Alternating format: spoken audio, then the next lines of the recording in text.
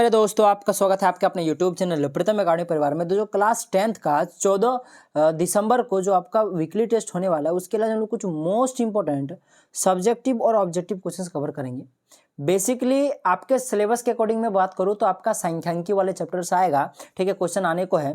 तो भाई साहब, जो भी वीकली टेस्ट हो वो बात की बात है, पर मैं आपको एक चीज़ बताना जरूर चाहूँगा कि इस चैप्टर से जो आपका फाइनल एग्जाम जो होगा ना आपका, उसमें 100% बहुत खतरनाक, मतलब रखो कि 8-10 नंबर का क्वेश्चन रहेगा। ठीक है, एक तो बड़ा वाला क्वेश्चन रहेगा ही, जो आपका 5 या 4 नंबर का जो सबसे बड़ा नंबर का क्वेश्चन होता है, उसमें आपको एक प्रश्न या तो माध्य का या तो माध्यक का या तो बहुलक का रहेगा ही रहेगा। उसके बाद 2-3 नंबर का तो छुटका छुटकी प्रश्न रहता ही है, साथ ही साथ ऑब्जेक्टिव में भी रहेगा, ये फिक्स है। तो कुल मिलाकर रखो कि 10 नंबर तक का ये चैप्टर अकेला वेटेज हो जाता है, जिस कारण से आपको इसको बहुत अच्छे से पढ़ना पड़ेगा। ठीक है, अगर आप लोग, मैं जो वीकली टेस्ट में आपको जो कराऊंगा बस उतने ही कर लोगे ना, तो मेरा बात मानो कि आपका फाइनल एग्जाम में भी आपको कुछ एक्स्ट्रा करने की जरूरत नहीं पड़ेगी। बाकी आपके फाइनल एग्जाम के लिए इंपॉर्टेंट क्वेश्चन मैं ले ही रहा हूँ, तो आई होप कि आप लोग सब देख रहे हो। नहीं देख रहे हो तो देखना स्टार्ट कर दो। तो बेसिकली ये मेरा पार्ट 1 वीडियो है, इसके बाद मैं आपको और 2-3 वीडियो दूंगा वीकली टेस्ट से रिलेटेड। ठीक है, तो देखो, सबसे पहला प्रश्न हमारे पास लिया है कि प्रथम 3 सम संख्याओं का माध्य होगा। तो सबसे पहली बात यहाँ पे है प्रथम 3 सम संख्या, यानी लगातार 3 सम संख्याएं क्या क्या है। सबसे पहली बात तो सम संख्या होगी और लगातार होगी। तो पहला सम संख्या क्या होता है, 2 होता है। उसके बाद लगातार, उसके बाद कौन सा सम संख्या है, 3 नहीं, सम 3 जो है विषम संख्या है। तो 3, 2 के बाद आपका आ गया 4, 4 के बाद क्या आता है, 5 नहीं, वो एक विषम संख्या 6। तो ये जो प्रथम 3 विषम संख्या होगी जो कि लगातार होती है, यानी कि 2, 4 और 6। ठीक है, अब इसका आपको माध्य निकालना है। तो जैसे बात, इसको 3 से भागा दे दो। माध्य निकालने का क्या होता है, जितने भी एलिमेंट है उसको ऊपर में लिखो। टोटल यहाँ पे 3 एलिमेंट है, तो जितने भी एलिमेंट है उसको ऊपर में लिखो। ठीक है, उनको जोड़ दो। ठीक है, और जोड़ने के बाद उसको भागा दे दो जितने भी एलिमेंट है। यहाँ पे टोटल 3 एलिमेंट है, उनको आपस में ऊपर में मैंने जोड़ दिया। ठीक है, जोड़ दो। ठीक है, जोड़ा नहीं है, और उससे टोटल 3 एलिमेंट है तो उसको 3 से भागा दे दो। तो चलो करो, कितना यहाँ पे 2 और 4 कितने हो गया, 2 4 6 हो गया। 6 और 6 कितना हो गया, 12 हो गया। यानी कि 12 भागा में 3। आप 3 को 3 4 12 सबको पता है, यानी कि 4 इसका सही आंसर हो गया। यानी कि इसका माध्य क्या होगा आपके पास, 4 होगा। बहुत बच्चा ऐसे भी बना सकता है। हमको यहाँ पे 2, 4 और 6 का माध्य निकालने बोला है प्रथम 3 सम संख्या का। तो देख सकते हो 4 जो है वो बीच में है, यानी कि यही आपका माध्य हो जाएगा। तो ये करेक्ट हो जाएगा। चलिए आगे बढ़ते हैं। ठीक है, आंकड़े यहाँ पे कुछ दी हुई है, 7 9 9 9 3 5 4 का बहुलक है। तो याद रखना, कभी भी क्वेश्चन में बहुलक पूछे तो जो भी आंकड़ा दिया होगा उसमें जो सबसे ज्यादा बार जो संख्या आई होगी बस वही उसका बहुलक हो जाएगा। ठीक है, तो देखो 7 एक बार आया, 5 एक बार आया, 4 एक बार आया, 3 एक बार आया, 8 एक बार आया, लेकिन जो 9 है वो 2 बार आया, इसलिए आपके पास इसका बहुलक क्या हो जाएगा, 9 हो जाएगा। बहुत बच्चे क्या करते हैं कि जो संख्या सबसे ज्यादा बार आई है, जितनी बार आई वही वाला बहुलक समझ लेते हैं। टोटल 9 2 बार आया तो बोलता है कि 2 बहुलक है। नहीं, 2 बहुलक नहीं है, ये संख्या टोटल 9 जो है वो 2 बार आया, जो कि सबसे ज्यादा बार आया है। तो यहाँ पे जो संख्या आया है सबसे ज्यादा बार उसको आंसर लिखना है। ठीक है, ना कि उसको आंसर लिखना है कि कोई जो ज्यादा संख्या बार आ रहा है उसको कितना बार आ रहा है वो लिखना है, वो नहीं लिखना है। तो आपको क्या लिखना है, जो संख्या सबसे ज्यादा बार आ रहा है उसी को लिखना है, यानी कि 9 सबसे ज्यादा बार आ रहा है तो सबको 9 लिख देना है। ठीक है, चलिए आगे बढ़ते हैं। निम्नलिखित में से कौन सा संबंध सही है। तो सबको पता है कि 3 माध्य बराबर में बहुलक प्लस का 2 माध्य होता है, यानी कि बी नंबर का ऑप्शन आपके पास करेक्ट हो गया। कभी कभी क्वेश्चन इसको घुमा कर भी दे देगा, लिख देगा 3 माध्यक माइनस का 2 माध्यक बराबर में बहुलक, तो भी आपका सही है। बाकी भाई साहब क्या क्या गया है, बस इस 2 माध्यक को इधर भेज दिया है, जो कि प्लस में इधर जाकर माइनस में हो जाएगा। तो आपके पास वही बन जाएगा 3 माध्यक माइनस का 2 माध्यक बराबर बहुलक। तो कभी कभी क्वेश्चन इधर भेज भाज के भी ऑप्शन में आपको चौंकाने की कोशिश करेगा, पर आपको चौंकने नहीं है। बस आपको याद रखना कि 3 माध्यक बराबर में बहुलक प्लस का 2 माध्य होता है। अब इससे रिलेटेड क्वेश्चन आपका बनता है 100%। ठीक है, चलिए आगे बढ़ते हैं। ऑब्जेक्टिव का तो फेवरेट है।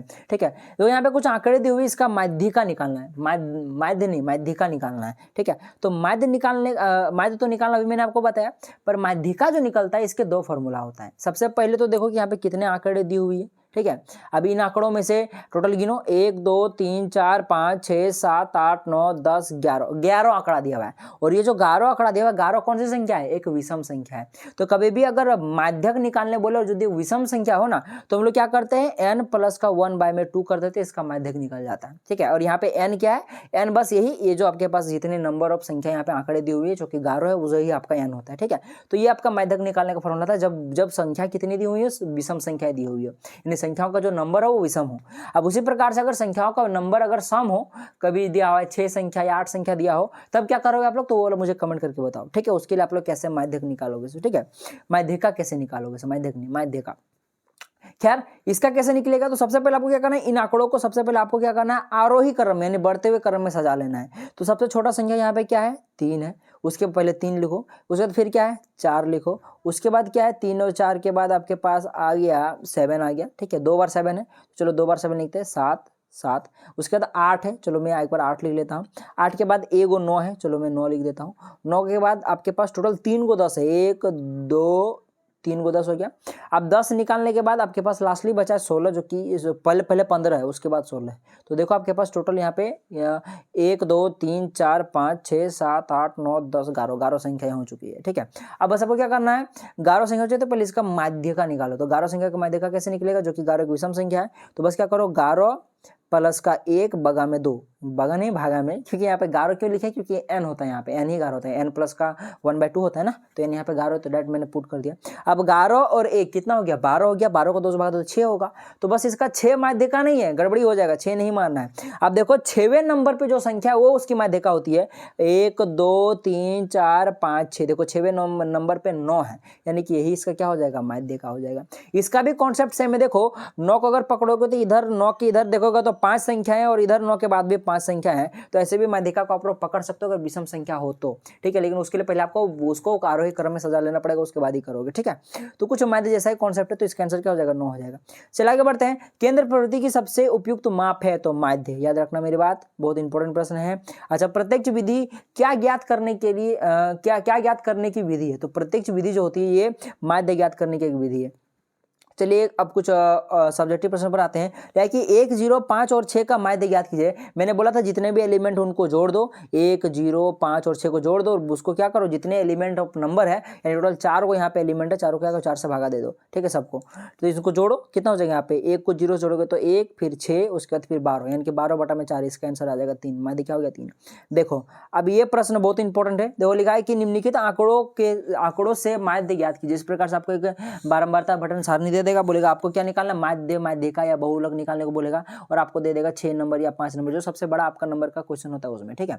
तो देखो आपके पास यहाँ पे वर्ग अंतराल दिया हुआ है, यहाँ पे बारंबारता दी हुई है, ठीक है। तो देखो वर्ग अंतराल को सबसे पहले आप लोग ऐसे करके लिख लो, ठीक है। वर्ग अंतराल जैसे कि ऊपर में दिया हुआ है, आई होप कि आपको लिखना आता होगा, वर्ग अंतराल लिख लो, ठीक है। और उसके बाद जो बारंबारता जिसको हम लोग FI से दिखाते हैं, ठीक है, या फिर F1 से दिखा, जो समझ से FI सबसे अच्छा रहता है, ठीक है।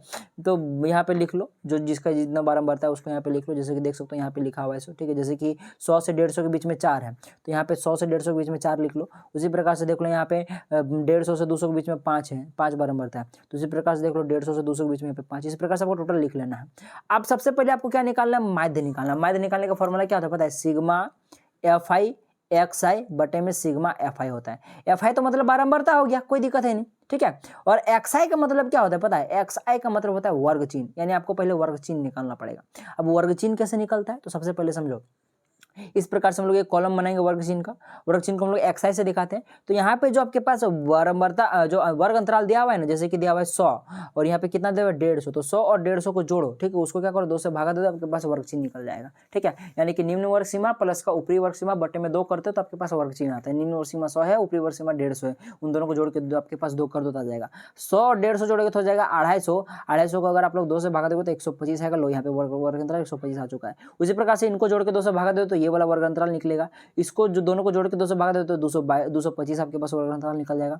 तो वर्ग चिन्ह, मैं बार बार वर्ग अंतराल बोल रहा था, तो वर्ग चिन्ह निकल जाएगा, ठीक है। तो वर्ग चिन्ह क्या होता है आपके पास, XI होता है, ठीक है। वर्ग चिन्ह का फॉर्मूला क्या होता है, ऊपरी वर्ग छोटी निम्न वर्ग सीमा प्लस का ऊपरी वर्ग सीमा बाय में 2 होता है, ठीक है। तो आपका वर्ग चिन्ह निकल गया, ठीक है।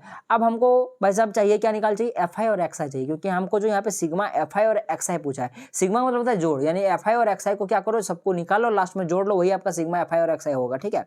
उसी प्रकार से नीचे में क्या लिखा हुआ है, सिग्मा FI जितना है, यानी कि जो जितने भी बारंबारता है उनको अगर आप लोग जोड़ दोगे तो आपके पास जो आएगा कुल योग वही सिग्मा FI होगा। सिग्मा माने जोड़ होता है, यानी जितने भी ये बारंबारता है सबको जोड़ो वही आपका सिग्मा FI होगा।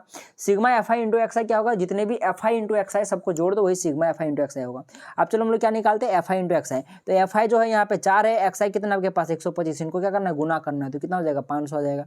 5 को फिर 175 से गुना करो 875 आ जाएगा। इस प्रकार सबको गुना कर देना है और FI और XI को क्या कर देना है, जोड़ देना है, जितने भी है 500 875 2700 या 550 650 को जोड़ोगे तो टोटल 5275 आएगा। उसी प्रकार से अगर आप लोग एफ आई को जोड़ोगे तो 25 आएगा टोटल। अब वही निकल गया हमारे पास लो, sigma f i into x i कितना आया, 5075 आया, 5275 आया, और सिग्मा एफ आई क्या है आपके पास 25 आया। तो इन दोनों को अगर आप लोग भागा दे दोगे तो देखोगे आपके पास 211 आएगा, और यही आपका आंसर हो जाएगा, मैथ हो जाएगा।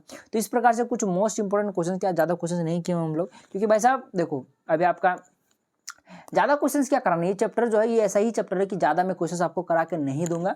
बस मैंने जितना आज बताया ना, मैं बात बताता सुनो, जितना मैंने बोला ना कि 10 नंबर का आपका क्वेश्चन आएगा, 10 नंबर तक का आपका क्वेश्चन आएगा इस चैप्टर से। 10 नंबर में से आपका 8 से 9 नंबर का क्वेश्चन आज की इस वीडियो से कवर हो गया, क्योंकि इसी टाइप का प्रश्न ही आता है, ठीक है। तो ज़्यादा टाइप के क्वेश्चन आपको करना नहीं इस चैप्टर, इसलिए मैं ज़्यादा वीडियो नहीं बना रहा हूँ, ठीक है, ज़्यादा क्वेश्चन नहीं करा रहा हूँ। बाकी आपका अभी भी और 2-3-4 वीडियो आएगा आपका, ठीक है, तो सभी वीडियो को जरूर देख के बैठेगा एग्जाम में, ठीक है। आपका फाइनल एग्जाम है तो इसी टाइप के प्रश्न आएंगे, मैं गारंटी दे सकता हूँ, ठीक है। तो चलिए मिलता है अगले वीडियो में, तब तक के लिए जय हिंद, जय भारत, और आपका दिन शुभ हो।